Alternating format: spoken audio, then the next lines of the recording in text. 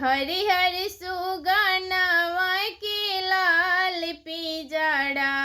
ए जी हरिहर सुगनवा के लाल पिजड़ा एही मड़वा में आवले समधि जड़ा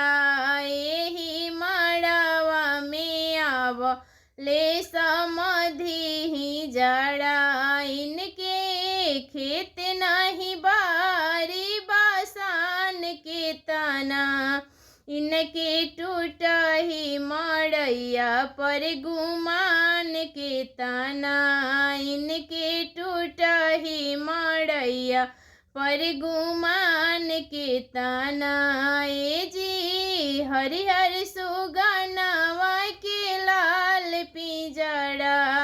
एही मड़वा में आवले दुल्हा ही जड़ा एही मड़वा में आवले जीजा ही जड़ा इनके चार चक्का न दू चक्का पहिया इनके चार चक्का न दू चक्का पहिया इनके टूट ही साइकिल पर बसान के तना।